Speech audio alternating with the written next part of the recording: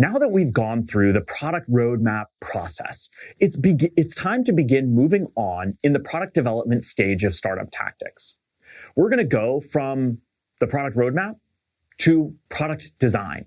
And in product design, we're going to begin our transition from inquiry mode, that's asking questions, towards advocacy mode. Advocacy mode, which is advocating for what we've built and sharing that with our potential end users. The product design process is one we don't want to go too far with. You're going to go through a variety of different iterations. We're going to start with something as simple as a sketch.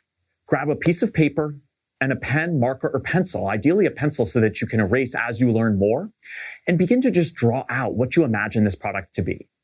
If this is a software product, you might design the interface. If this is a hardware product, you might design the physical design of the product. And if this is something else, you might design how this product gets implemented into whatever solution a potential customer is using today. But we start with this sketch, and this is a sketch that through user testing we'll continue to refine. And many people will say, oh, Paul, it's a sketch. It's so rough. We don't want to put that out in front of customers. It would be embarrassing. I expect you to be embarrassed with whatever you put in front of customers first. Not only will it help you to get their feedback without over-investing in the design process, but it will also help you to get them bought in because they will see their input reflected in further versions.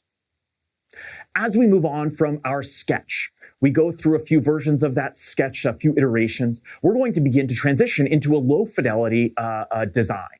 Low fidelity, that's super high level. It might be a digital mock-up that you've built.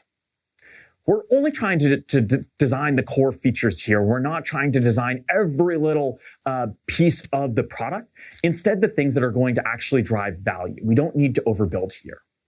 And one of the best things you can do is go and use a tool that will give you stencils and templates that you can drop in and stamp into the product to make this as quick, easy, and simple as possible for you so that you can keep moving. Once we have that low fidelity version developed, we share that out with potential end users. We get their feedback and we iterate on the low fidelity version. But we'll slowly move into a higher fidelity version, creating a very nice polished mockup. Again, use templates to make this as easy as possible. There's a variety of tools that you can leverage and use. There's so much that you can do here with these high fidelity mockups. For software products, I'd highly recommend going and building out clickable prototypes that you can put in front of a potential end user before you've actually engineered the product and see where do they click? Where do they expect to be able to click? And where can they actually click? That will help you to continue to refine it. If you're building a hardware product, you might take a slightly different approach to this.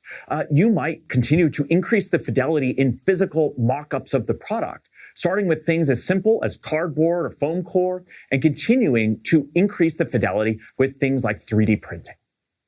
Ultimately, what we're trying to do is not develop a fully functioning product here. We're instead trying to get the design right so that we make sure that the expectations of our end users actually matches the reality of how this product will be built. It's significantly easier in terms of time and money to revise a design than it is to revise a fully engineered product. Next, we'll continue to move on with user testing, which will help us in that refinement.